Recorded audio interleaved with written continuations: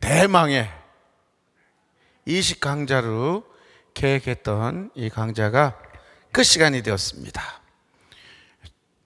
저는 이렇게 막 홀가분한데 여러분들은 얼마나 더 홀가분하시겠어요? 여러분들도 좋으실 것 같아요. 이제 아마 성탄을 잘 준비하시면 될 것 같고, 올해 2021년을 잘 마무리하시고 또 이제 대망의 또 이제 새해를 잘 맞이하시면 좋을 것 같습니다. 이식 강좌, 오늘 우리의 부활은 어떠해야 되는지 함께 성찰하고 또 계획하기도 하고 결심을 또 생각을 나누는 시간들을 가져보겠습니다. 성경 말씀, 시작 성경 말씀은 이사야 예언서 49장 13절부터 15절의 말씀으로 시작하겠습니다. 성부와 성자와 성령의 이름으로 아멘. 주님께서 당신 백성을 위로하시고 당신의 가련한 이들을 가엾이 여기셨다. 그런데 시온은 주님께서 나를 버리셨다, 나의 주님께서 나를 잊으셨다 하고 말하였지. 여인이 제 젖먹이를 잊을 수 있느냐? 제 몸에서 난 아기를 가엾이 여기지 않을 수 있느냐?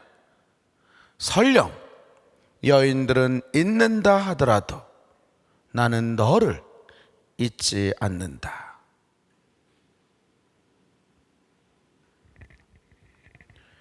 성부와 성자와 성령의 이름으로 아멘. 전 예수님, 오늘 시작 말씀이, 이사야서의 말씀이 이 젖먹이 엄마들이 자기 몸에서 난 아기를 어떻게 잊을 수 있겠냐는 거예요, 그죠? 예? 정말 사랑스러운 아기들을. 근데 있는 엄마들도 있잖아요. 친엄마들도 그렇고 막. 엄마는 혹시 잊을 수 있어도 하느님께서는 우리를 영원히 잊지 않으신다는 거예요, 그렇죠? 예. 그 지난 시간에 아우구스티누스 성인의 신학의 시작은 눈물로부터 시작한다 그랬어요. 눈물로부터. 예. 근데 그 참회 정말 뜨거운 눈물의 시작은 어머니 성녀 모니카라고 말씀드렸어요, 그렇죠? 어머니가 얼마나 아들의 회개를 위해서, 참회를 위해서 얼마나 엄마 역시도 사랑으로 울었던지, 그죠? 예. 우리가 예전에 이제 신학생 때 이 성 아우구스티누 성인의 고백록, 정말 우리 가톨릭의 아주 고전 중에 고전이면서 좀 위대한 책입니다. 예? 근데 이 고백록이 처음에 우리가 읽었던 것은, 이제 신학생 때 읽었던 건 돌아가신 최민순 신부님의 번역본이에요. 저자는 당연히 아우구스티누 성인께서 쓰신 거죠. 근데 여느 성인들은, 많은 경우에 우리 가톨릭의 성인들은 태어날 때부터 성인으로 태어났어. 꿈에 뭐 번개가 번쩍번쩍 되면서 태어날 때부터 막 기적이 일어나고 막. 그러니까 범인들은 성인이 될 꿈도 못 꿔. 예. 그래서 소아델의 성녀께서 성인전을 읽다 보면 성인들은 너무너무 위대해서 나는 못 따라가겠구나, 이렇게 고백하신 적이 있다 그랬잖아요, 그렇죠? 소아델의 성녀와 엘리베이터라는 책에 보면 나는 성인이 될 수 없어.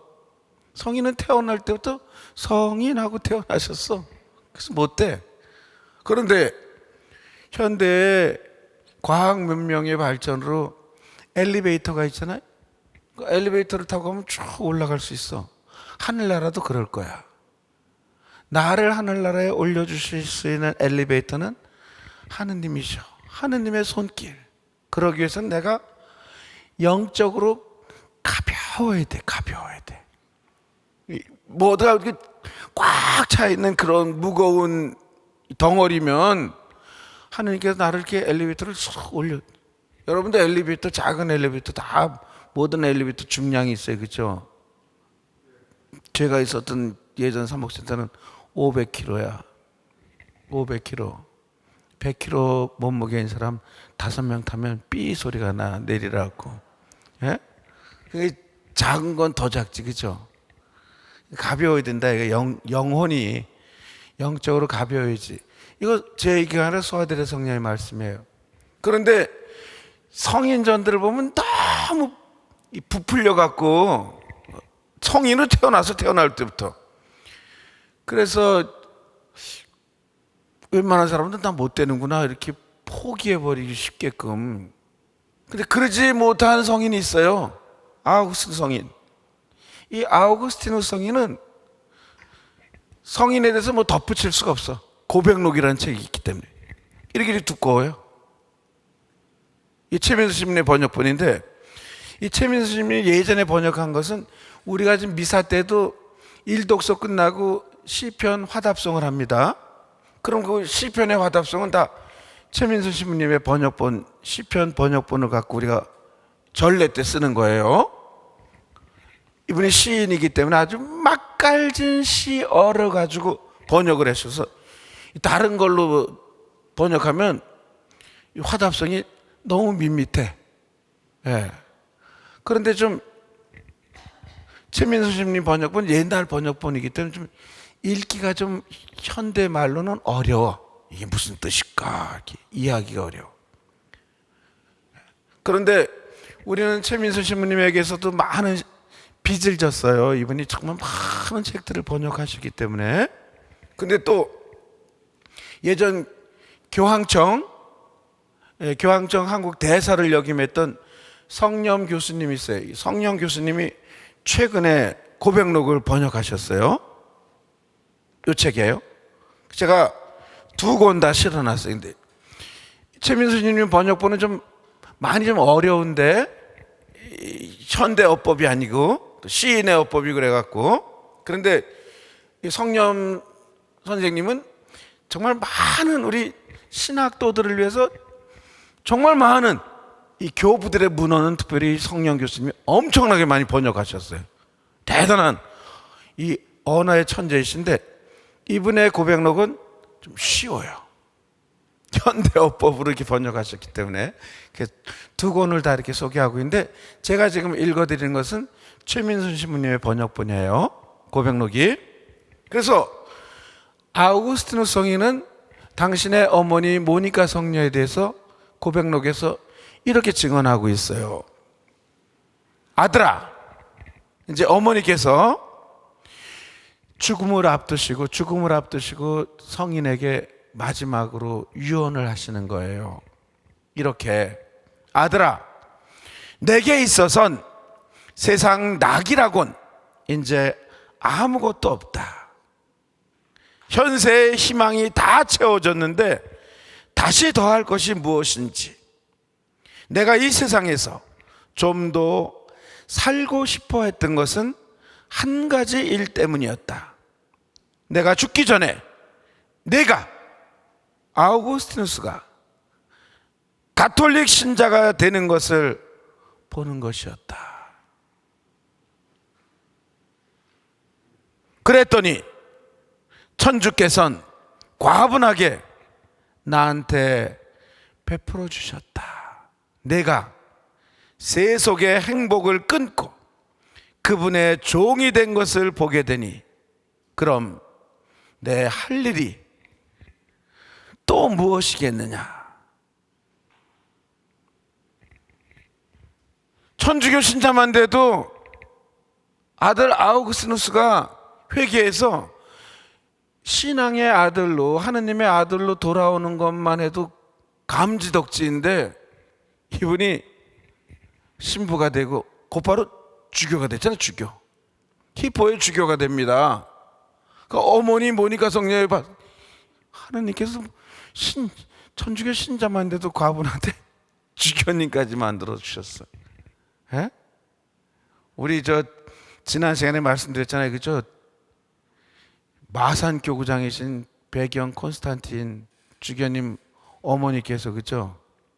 아들의 회개를 위해서 그렇게 기도하셨는데 도대체 아들이 바뀌지 않자 소록도로 가셔가지고 우리 집안에 죄가 많아서 그렇다고 그죠? 그 죄를 당신이 씻으시겠다고 그랬더니 그렇게 방탕했던 아들이 회개해서 신학교를 들어가시는 거예요, 그죠? 그것도 너무 감지덕지한데 사자가 되셨어. 그 사자 소품 받던 그날 백연주교님의 증언이잖아요. 저희 어머니는 오열을 하셨습니다. 엉엉 울으시면서 죄 많은 집안에 사죄를 허락하셨다고. 근데 아마 어머니께서 살아계셔갖고 아드님께서 주교가 되시는 걸 보셨으면 아마 모니카 성녀 똑같은 말씀 하셨을 거예요, 그렇죠? 그리고 마지막 숨 거두시기 전에 모니카 성녀는 아들에게 이렇게 유언을 남겨요. 내 몸뚱이사 어디에 묻든지 그 일로 해서 조금도 걱정들 말거라. 한 가지만 너희한테 부탁한다. 너희가 어디에 있든지 주님의 제단에서 날 기억해다오. 제대에서 미사성제를 드릴 때마다 이 어미의 영혼을 위해서 기억해다오. 이 몸뚱이사 따뜻한 양지든 음지든 뭐 물가든 고급스러운 관이든 이게 중요하지 않고 이 엄마를 위해서 제단 위에서 꼭 기억해다오. 이 고백록에 나오는 말씀이에요. 아마 우리 사제들 어머니들은 다 그러실 거예요. 이 어미를 위해서 미사 때마다 기억해 달라고, 그렇죠? 제가 매일 미사책에 큰 책이 있고 작은 책을 두 권을 이렇게 늘 가지고 다니는데 이 매일 미사책에 이 돌아가신 어머니 사진을 코팅해 갖고 제가 매일 미사책 이렇게 매일 바뀔 때마다 꽂아놔요. 그리고 어머니가 제 곁을 떠나지 않고 늘 곁에 계신 것 같아요. 침실에도 어머니 사진이 있고 제 서재에도 그 공부할 때마다도 엄마, 잠들기 전에도 엄마, 미사하기 더 가까이 계시는 것 같아. 우리 저 뒤에 계시는 그 오은한 시모님이 지금 기록하고 있어요. 나도 따라해야지 라고. 나도 따라해야지 이렇게 지금. 나는 코팅을 한 200개 해가지고 뭐 온갖 옷장에도 넣어놓고 여기도 넣어놓고 다 해놔야지 뭐. 그렇단 말이에요. 이런 어머니이기 때문에 아우구스티노 성인은 어머니에 대해서 이렇게 다시 증언하고 있어요. 우리 엄마는 그녀는 한 남편의 아내였으며 두 어버이를 효도로 섬겼으며 시아버지, 시어머니, 친정아버지, 친정어머니 효도로 섬겼으며 집안을 신앙으로 다스렸으며 착한 일에 성망이 높았었고 그의 자식들이 당신으로부터 멀어짐을 볼 때마다 산고를 겪으며 그들을 길러냈습니다. 하느님께 멀어지면 어머니가 피눈물을 흘리셨다 이거예요. 자식들이 성당에 나오질 않으면. 오늘 우리 어머니들이 그러실까, 그죠? 정말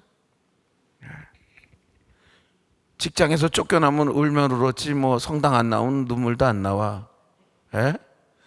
대학에 떨어지면 그냥 막 통곡하고 울지만 성당 안 나오면 꿈쩍도 안 해. 그렇죠? 아우구스티노 어머니께서 그러셨다는 거예요, 그렇죠? 그래서 요한복음사가는 하느님의 그 크신 사랑을 이사야 연사가 어머니의 사랑을 빗대서 하느님의 사랑은 이 어머니의 절절한 사랑보다 더 크다라는 사실을 알려주고 있지만 그걸 또 뛰어넘어서 요한복음사가는 하느님의 사랑을 단적으로 이렇게 명료하게 표현하고 있습니다. 요한복음 3장 16절에 하느님께서는 세상을 너무나 사랑하신 나머지 외아들을 내주시어 그를 믿는 사람은 누구나 멸망하지 않고 영원한 생명을 얻게 하셨다. 세상을 너무나 사랑하신 나머지.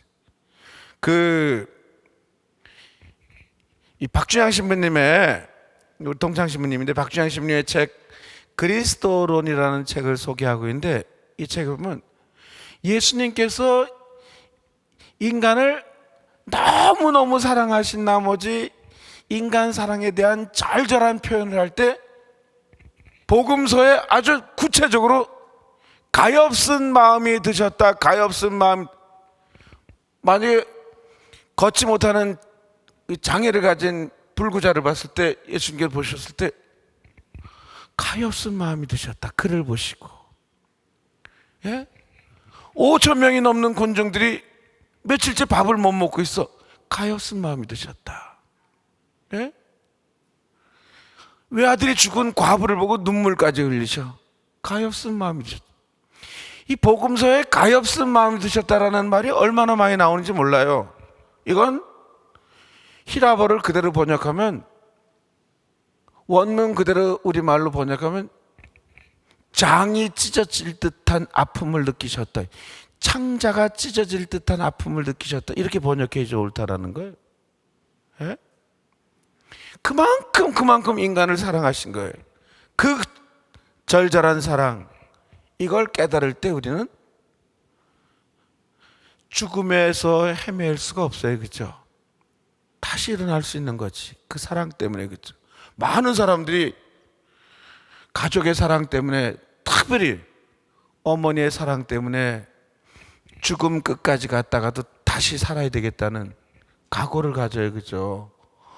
엄마가 나를 어떻게 지금 생각하고 엄마가 나를 얼마나 지금 기다릴까. 그죠? 이걸 단적으로 보여준 것도 루카복음의 작은 아들 탕자의 비유예요. 그죠? 네, 탕자의 비유인데, 제가 이 박주영 신부님의 책을 보면서 루카복음에 나온 탕자의 비유 알지? 그죠? 아버지의 차를 다 자기가 이제 받아가지고 둬야지, 멀리 둬야지, 다 탕진해서 상 거지가 돼갖고 다시 돌아오잖아요. 그죠? 이걸 가장 그림으로 잘 표현한 것이 네덜란드의 정말 빛과 어둠의 화가인 렘브란트가 그저 돌아온 탕자의 그림을 너무 잘 그렸는데, 그 탕자의 이야기를 이야기하면서 우리 박주영 신부님 책에서도 가엾은 마음에 대한 이야기도 많이 하지만, 송복모 신부님의 이 대자 대비하신 하느님, 이 책에서도 보면 여기서 우리가 놓쳐야 될 것들이 자꾸 아버지의 이 탕자, 작은 아들을 맞이하는, 사랑으로 맞이하는, 용서하는 아버지에 대한 사랑의 이야기, 그 다음에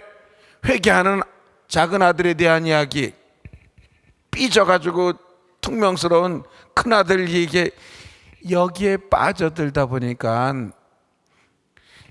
이 비유 말씀을 하고 계시는 예수님 마음은 또 어땠을까? 이걸 우리가 놓치기 쉽다는 거예요. 그럴 수 있겠구나. 이 탕자의 비유를 우리에게 가르쳐 주셨던 예수님, 그때 예수님 마음은 어떠셨을까? 이걸 우리는 흔히 놓치고 있다는 건데, 맞는 말씀인 것 같아요. 그죠? 이걸 구구절절 비유로 이야기하신 예수님께서 나도 그렇다, 너희들이 회개만 하면 다시 살 수 있다. 그죠? 이게 부활이에요. 그죠? 여러분들, 그러기 위해서는 우리가 서로 남의 짐을 져줘야 되는 것이 중요한데, 지난 시간에 우리가 같이 공부했던 예전에 그 고통이라는 걸림돌, 요하네스 브란첸, 이 독일 신학자 신부님의 책 고통이라는 걸림돌 가져오라 그랬는데, 보세요. 71쪽을 잠깐 좀 살펴보고, 아주 중요한 부분이 있기 때문에 71쪽 거기 보면 갈라디아서의 말씀을 소제목으로 달고 있습니다. 서로 남의 짐을 져 주십시오. 갈라디아서 6장 2절에 나오는 말씀이에요. 그러면 교재를 잠깐 보시면 71쪽, 고통에 대해 사색하는 것이 중요하긴 하지만 고통 중에 서로 돕고 의지하는 일은 더욱 중요하다. 구원은 이론에서 실천으로 옮겨감으로써 성취된다.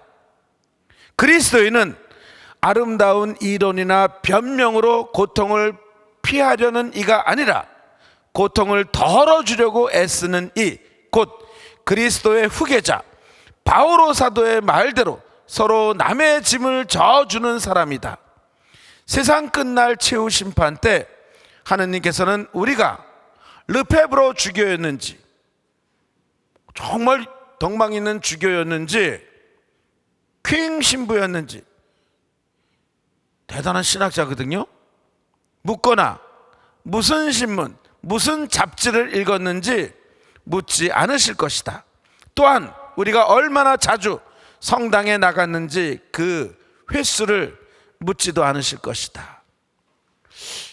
책에는 이렇게 쓰여 있지만 예전에 제가 초등학교 때 성당 교리학교에 가면 주일학교 선생님이 이렇지 않다고 말씀하셨는데, 제가 성당 갈 때마다 제 수호 천사가 자를 가지고 쫓아온대요.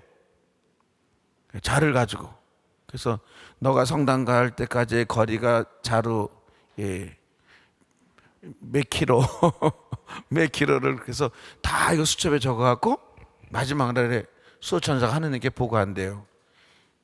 백왕아가 그동안 성당 다녔던 거리가 73,728km 뭐 이렇게 보고하나 봐요. 그래서 성당하고 집이 멀수록 구원이 가깝다는, 그래서 아주 힘들게 성당을 다녀야 돼. 멀리서부터. 승용차로 다니는 것보다는 걸어 다니는 것이 훨씬 구원하고 가깝고, 이렇게 제가 배웠는데 요하네스 프란첸 신부님은 그건 묻지 않을 거래요. 이걸 진작 알았으면 가끔씩 성당 빠지기도 되는데, 정말 우리 아버님은 이 책을 읽지 않으셔서 성당 빠지면 그냥 매를 들고 그냥 밥도 안 주시고 말이야. 어쨌든 묻지 않으실 것이다. 그 대신 우리 가까이 오셔서 내가 굶주리고 목말랐을 때 너는 내게 먹을 것을 주고 냉수 한 그릇 준 적이 있느냐? 내가 가난하고 집 없이 떠도는 난민이고 막벌이꾼이었을 때 너는 나를 받아준 적이 있느냐? 내가 감옥에 있을 때 찾아온 적이 있느냐? 하고 물으실 것이다. 이 최후 심판의 내용이잖아요, 그죠? 마태복음.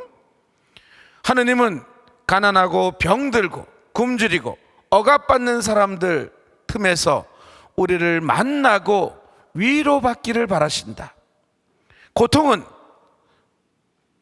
사람을 외로움과 소외로 이끌어 무력감에 빠지게 한다. 위로란 고통 가운데 있는 사람에게 결코 그 고통을 혼자 받는 것이 아니라 우리가 그의 곁에 함께 있어 늘 동행하며 돕고 있음을 이해시키는 것이다. 서로 남의 짐을 져줄 때 확실히 우리 인간이 이 세상에서 정말 안게 될 그 무거운 고통의 짐을 덜을 수가 있어요. 많은 부분 고통이 해소될 수 있고, 우리가 사랑 안에서 하나가 될 때, 그죠? 그래서 하느님 사랑을 거듭거듭 이야기하는 거예요. 하느님의 그 사랑을 알게 된다면 우리는 죄의 늪에서 빠져나올 수 있을 거예요, 그죠? 하느님의 사랑을 알 수만 있다면 우리가 남에게 상처를 주진 않을 거예요, 그죠? 제가 지난 시간에 말씀드렸잖아요, 그죠?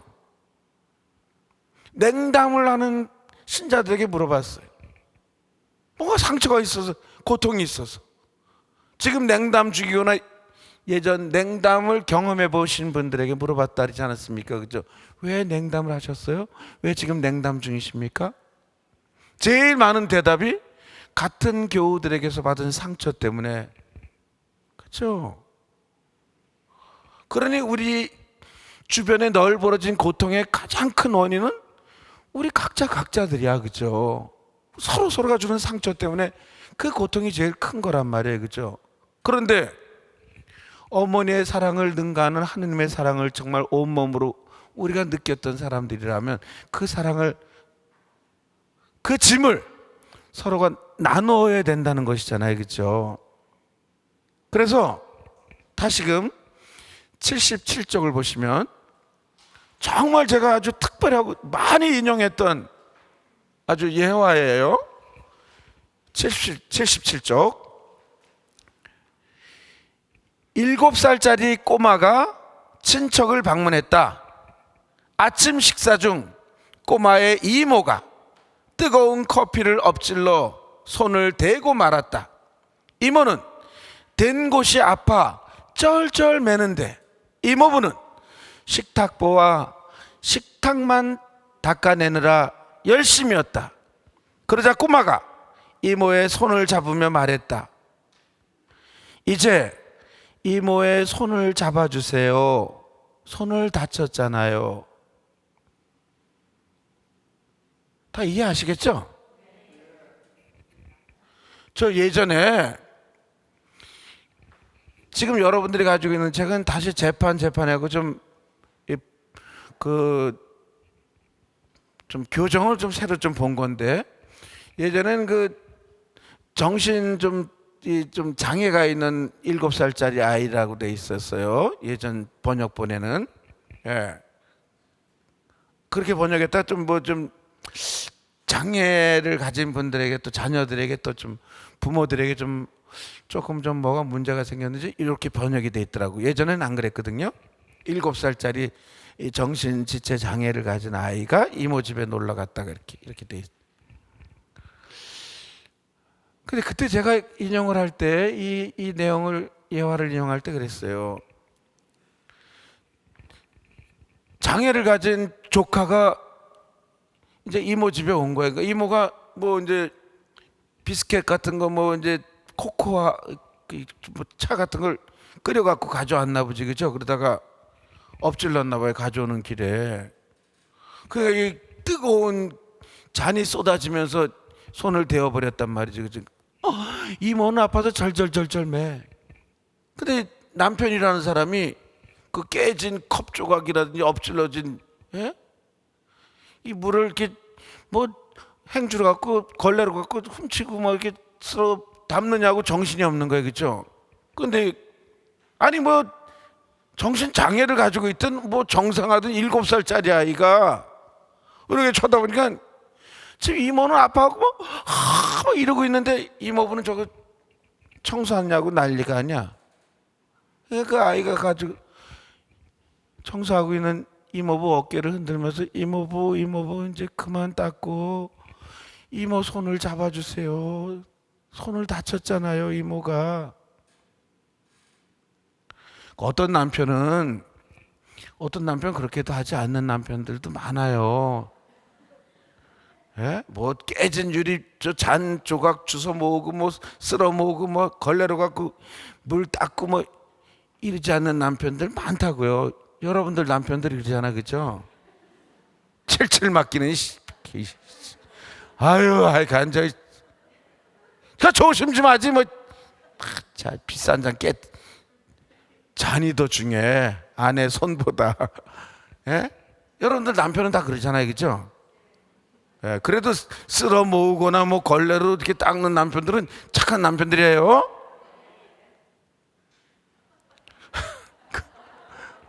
아니 7살짜리 아이도 알아. 7살짜리 아이도 그 상황에서 어떻게 해야 되는 것이 제일 중요하고 우선인지를. 그 뭐 깨진 거, 그 쏟아진 엎질러진 물 주워 담는 게 이렇게 급해? 그죠? 아내한테 달려갖고 여보 어디 손 좀 봐. 얼마나 아파? 얼음 좀 가져올까? 병원에 가야 되는 거 아니야? 아주 이래야지 남편이라면. 그죠? 장가 안 간 나도 알겠네. 장가 안 간 나도 알겠어. 아유, 7살짜리도 아는데 다 큰 어른이 몰라 그거를. 뭐가 중요하고 뭐가 급하고 뭐가 사랑인지를. 그죠? 예? 아유, 이거 볼 때마다 화딱지가 나 죽겠어 아주 그냥. 사랑은 말이에요. 사랑은 정말 그 사람이 무엇을 필요로 하는지를 그걸 정말 빨리빨리 아는 거예요. 알면 뭐예요? 또 그걸 또 행동으로 옮기는 거지. 그죠? 여러분들에게 지금 가장 중요한 사랑은 뭐냐? 강의 빨리 끝내고 주무시게 하는 거야. 예? 그게 제일 중요해. 그게. 그래서 같은 갈라티아서 5장 6절에서 사도 바울은 당대 기득권자들인 율법학자들이 그렇게 얘기했던, 책엔 없어요. 이제 책 안 보셔도 돼. 사실 그리스도 예수님 안에서는 할례를 받았느냐 받지 않았느냐가 중요하지 않습니다. 이 할례 받느냐 안 받느냐, 이게 유다인들에게는 뭐 이거 율법이야. 율법. 목숨을 정말 바치면서 지켜야 될 율법이야. 사도 바울은 같은 유다인이었는데 그게 중요하지 않습니다. 법이 중요하지 않아. 예수님도 절대 그렇게 가르치지 않으셨어요. 그죠? 사랑으로 행동하는 믿음만이 중요할 따름이라고. 그죠? 야고보 사도는 더 심하게 말씀하셨고. 그죠? 가짜라는 거예요. 그런 사랑의 정말 믿음이 없는 사랑은 가짜라는 거지. 그죠? 예. 그래서 고통받는 모든 사람들의 그 고통을 나누려 하셨던 인도 콜카타의 성녀 마더 데레사 수녀님. 그렇죠? 이 마더 데레사 수녀님께서 1979년 노벨 평화상을 받는 이 노벨 평화상 수상 식장에서 수락 연설을 이렇게 하셨어요. 성녀 마더 데레사께서, 나는 빈민들의 가난을 선택하였습니다. 예수님처럼 가난을 선택했습니다. 배고프고 헐벗고 집 없는 사람들과 불구자, 시각장애인, 나환자, 이들은 아무도 원하지 않고 사랑하지도 않으며 아무도 돌보지 않은 채 사회에 짐이 되었던 사람들입니다. 그래서 모든 사람이 기피했던 사람들의 이름으로 이 상을 받게 된 것에 감사를 드립니다. 아무도 돌보지 않고 아무도 찾지 않고 사랑을 주지 않았던, 그야말로 저 죽음 밑바닥에 떨어진 이분들을 제가 이분들과 함께 살려고 제 생을 이분들께 맡겼습니다. 이 상은 이분들의 이름으로 받게 된 겁니다. 그래서 이분들을 대신해서 감사를 드립니다. 이게 부활이야. 이게 부활. 이런 정신만 있다면 세상의 고통은 어마어마하게 사라질 거예요. 우리가 그렇게 많이 거론했던 뭐 고통에 대한 이야기들 다 정말 많은 사람들이 마더 데레사 수녀님 한 분이 정말 책임졌던 분들이 수백만 명일 거예요. 그렇죠? 전 세계 가톨릭 신자들이 10억이 넘어 12억 가까이. 그 중에서 뭐 냉담하고 뭐 이름만 천주교 신자인 분들 뭐 빼고 뺀다 하더라도, 그죠? 줄인다 하더라도 어마어마한 숫자거든요. 이분들이 마더 데레사 수녀님께서 하셨던 거에 반만 쫓아간다 하더라도 세상은 확 달라질 거예요. 그죠? 예?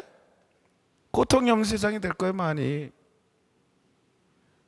그래서 부활, 그 영원한 평화를 위해서 시편의 시인은 이렇게 희망을 노래합니다.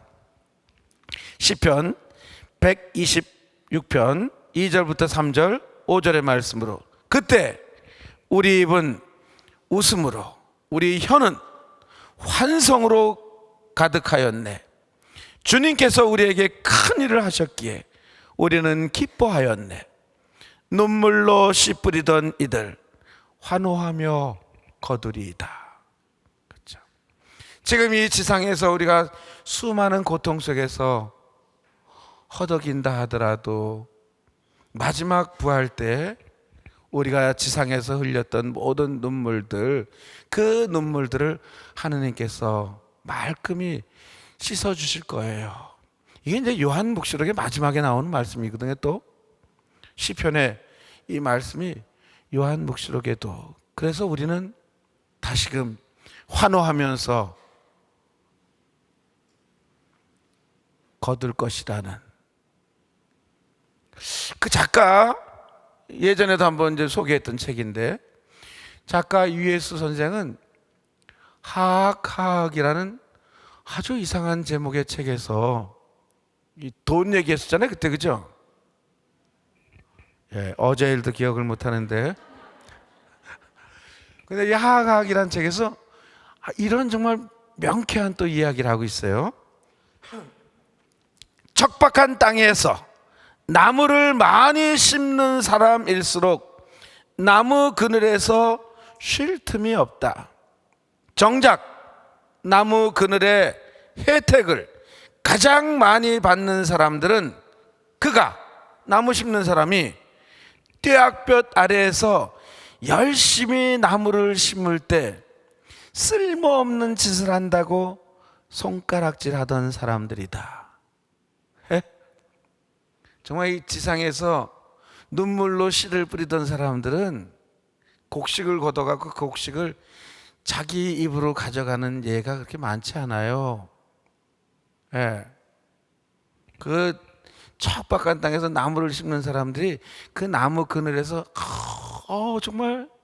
정말 내가 잘 심었어 나무를. 정말 이런 그늘을 원했던 거야. 산 위에서 부는 바람, 고마운 바람, 그 바람은 시원한 바람. 좋아. 이런 사람들 없어요. 쇠가 빠지게 정말 나무를 심었던 의인들은 그 나무 그늘에서 바람 쐴 날이 없어 거의. 그럼 누가 그 나무 그늘에 혜택을 많이 받느냐? 지금 심어갖고 언제 그 그늘을 보겠다고. 아이고 지금 심어서 자기 당대면 먹긴 하겠어 아이고 참. 사다 먹지 과일을. 지금 사과나무 심어서 언제 먹을래래? 죽을 때나 먹을까? 이 빈정대고 비웃던 사람들, 예? 이 사람들이 나중에 그 혜택을 제일 많이 누려요. 그러더라도 오늘 우리는 한 그루 사과나무를 심어야 되는 거예요. 내 후대에 그 혜택을 보는 사람들을 위해서. 그렇죠? 우리가 평화를 살아야 돼요. 온 몸을 다해서. 이 평화가 끝내는 부활로 연결되는 거예요. 그렇죠? 스페인이 낳은 세계적인 첼리스트가 있어요. 이 첼로를 쫙 자세히 보면 제 20년 뒤의 모습이랑 비슷해. 저랑 비슷하게 닮았는데 머리가 이제 대머리. 키도 작아. 거의 저하고 판박인 것 같아. 이분이 파블로 카잘스라고 하는 분이 있어요. 파블로 카잘스라고 하는. 이 파블로 카잘스라는 분이 96세 돌아가셨어요. 장수하셨죠, 그죠? 예. 근데 이 파블로 카잘스가 바흐 음악의 세계적인 연주가였는데, 근데 이분하고 좀 이름이 비슷한 분이 있어요. 파블로 카잘스인데 파블로 피카소라는 분이 있어요. 두 분 다 스페인 출신인데, 다 파블로 카잘스는 첼리스트 음악가예요. 파블로 피카소는 미술가잖아요. 그죠? 미술, 화가. 두 분 다 이 스페인의 오랜 독재자인 프랑코를 반대하고 독재를 반대하고 평화를 주장했던 분들의 두 분 다.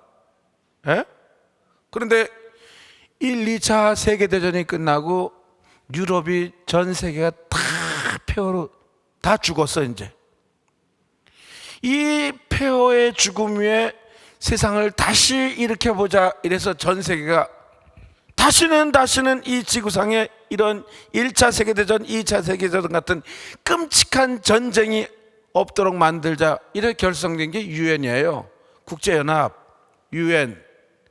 그 유엔이 처음 결성되던 그때 각국의 순회들이 딱 모였을 때 이 파블로 카잘스라는 분이 평화를 위해서 헌신했던 공로로 상을 받게 돼요. 평화상을. 유엔의 세계 평화상을 받게 됩니다. 그 유엔 총회 시상식장에서 95세가 된 95 된 할아버지가 그 상을 받으러 나오고 그 식장에서 첼로를 연주해요. 자신의 최고인 바흐 음악을. 그 유엔 총회에 모인 사람들이 각국의 정말 최고 정상들이 기립박수를 노인을 향해서 박수를 치면 또 뭐라 그랬을까요? 그런 데를 가본 적이 없으니까 잘 모르실 거예요. 앙콜, 앙콜, 앙콜. 앙콜이라고 알아요? 뭔지? 앵콜, 앵콜, 앵콜. 앙콜이 정확한 발음이지. 앵콜이 정확한 앵콜, 앵콜, 앵콜, 앵콜, 앵콜 말. 그러자 이제 이 파블로 카잘스가 연주하기 전에 이렇게 멋진 말을 남깁니다.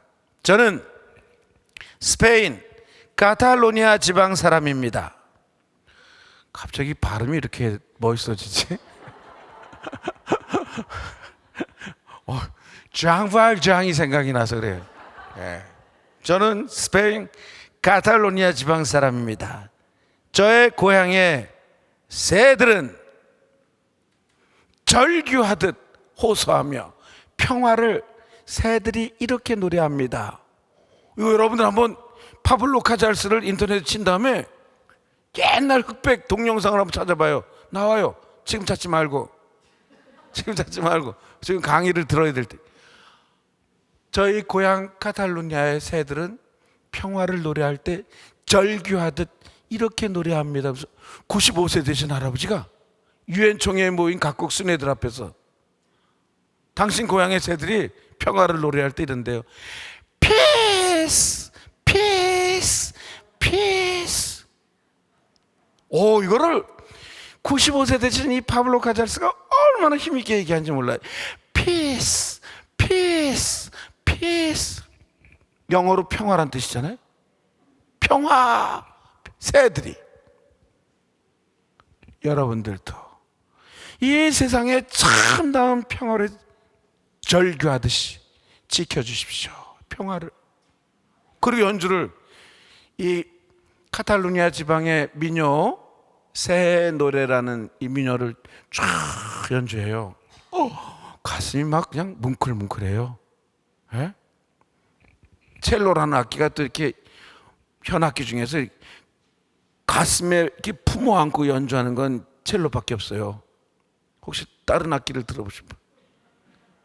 물론 뭐 이렇게 기타도 이렇게 세워가지고 안고 뭐 이렇게 치는 사람들도 있던데, 약간 그 웅장한 정말 깊은 음을 내면서 쫙 새 노래를. 새들도 그렇죠. 예수님께서 이렇게 말씀하십니다. 나는 너희에게 평화를 남기고 간다. 내 평화를 너희에게 준다. 내가 주는 평화는 세상이 주는 평화와 같지 않다.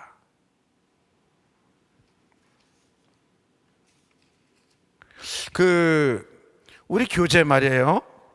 115쪽에 보면 부활이 일어나는 곳. 자, 그럼 이제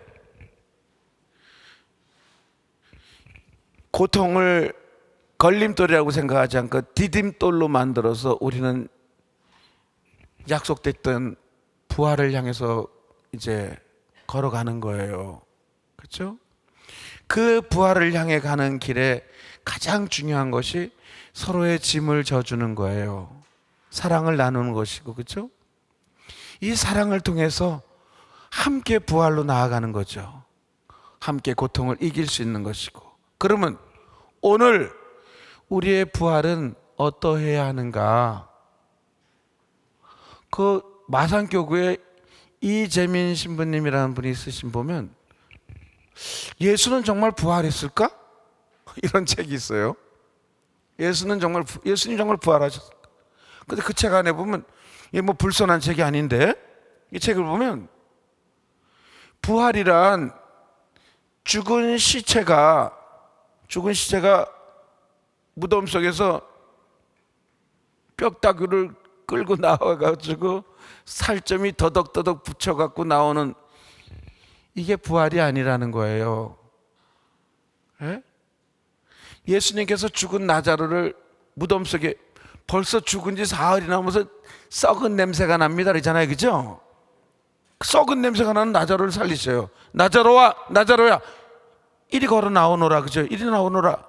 그 붕대에 휘감던 나자로가 걸어 나와, 그죠? 그게 부활이에요? 그러다가 얼마 살다가 또 죽었는데? 그렇죠? 그게 부활이에요? 그럼 정말 부활은 뭐냐? 지금 여기에서 내가 살고 있는 곳에서 거듭거듭 부활을 확인하고 부활을 살아야 된다 이거예요, 그렇죠? 그래서 이 요하네스 브란첸 이 신학자 신부님께서 너무 잘 말씀하셨어요. 부활이 일어나는 곳, 나를 내 아집에 가두려는 이기주의의 탱크를 부수어버리는 그때마다 부활은 우리의 삶 한가운데서 재현된다. 고집도 그냥 고집이 아니야. 예? 참 어깃장나게 계속해서 고집을 피다 이게 고집이 똥고집이 돼갖고 말이야, 그죠? 죽어도 양보하지 않고 말이야, 그죠? 계속 바락바락대고 저만 알아, 저만. 부활이 되면 계란 왜 먹어요? 그렇죠? 병아리가 알을 깨고 나오는 거예요, 그렇죠? 부활이야, 그렇죠? 그럼 나를 가두었던 내 중심적이었던 그 아집의 껍질을 깨뜨리고 나오는 게 부활이에요, 그렇죠? 여기서 재현되지 않았던 부활을 살지 못했던 사람들이 죽어서 어떻게 부활할 수 있겠어요, 그렇죠? 그때마다 부활은 우리의 삶 한가운데서 재현된다 이거예요. 서로의 손을 평화애로 뻗치는 그때마다 부활은 우리의 삶 한가운데서 발생한다. 그렇죠? 손은 때리라고 만드신 것이 아니라 치라고 서로 마주 붙잡으라고, 그렇죠? 협력해서 같이 부활로 나아가라고, 그렇죠? 그때마다 부활은 또 이 지상에서 다시금 재현되는 거예요, 그렇죠? 평화를 향해서 내 손을 뻗을 때, 그렇죠? 뭔가 좀 세상이 바뀔 수 있도록 내 손모가지를 정말 이 작은 손을 정말 쓸 때, 그렇죠? 부활은 시작되는 거예요, 그렇죠? 우리가 빵을 서로 그리고 가난한 이들과 나눌 때 그때마다 부활은 우리의 삶 한가운데서 일어난다 이거예요, 그렇죠? 바로 지금 오늘의 삶 한가운데서 부활이 재현되게 하기 위해서는 크나큰 용기가 필요하다 이거예요, 그렇죠? 이게 오늘 우리가 살아가야 될 부활이란 말이지, 그렇죠? 네. 죽은 시체에 살이 붙어갖고 걸어 나오는 게 아니라, 그렇죠? 그건 곧 또 다시 죽어. 그건 부활이 아니야, 그렇죠? 여기서부터 정말 이 고통의 바다에서부터 고통의 늪에 허우적대는 모든 하느님 사랑하는 자녀들을 위해서 우리가 정말 부활을 알고 있는 우리들이 그 부활의 손길을 같이 뻗을 때마다 부활은 지금 이 지상에서부터 재현되는 것이고 그것이 마지막 영원한 부활과 연결되는 것이라 이거예요, 그렇죠? 그럴 때 적어도 우리가 극복할 수 있는 고통들은 극복되는 거예요, 그렇죠? 영원히 풀 수 없는 신비의 고통들은 하느님께 유보시켜 놔야 되는 거지. 그분이 알아서 할 이야기이고, 그러나 인생살이에서 겪게 되는 수많은 고통들은 거의 대부분 우리가 이 지상에서 참다운 부활을 살 때 거의 대부분 이겨낼 수 있을 거예요. 그 부활의 재현된 삶을 위해서 오늘 우리가 또다시 일어서야 합니다. 이 강의를 들으셨던 여러분 모두가 그 영원한 부활을 향해서 함께 걸어가시는, 손을 맞잡고 걸어가시는 부활의 동반자들이 되시기를 기도합니다. 지난 20강좌 동안 정말 긴 시간 잘 들어주시고 또 시청해 주신 여러분들께 깊이 감사를 드리면서 진정 마음속으로 고맙다는 말씀을 드립니다. 마친 기도 영광송으로 마치겠습니다. 성부와 성자와 성령의 이름으로 아멘. 영광이 성부와 성자와 성령께, 성부와 성자와 성령의 이름으로 아멘. 감사합니다.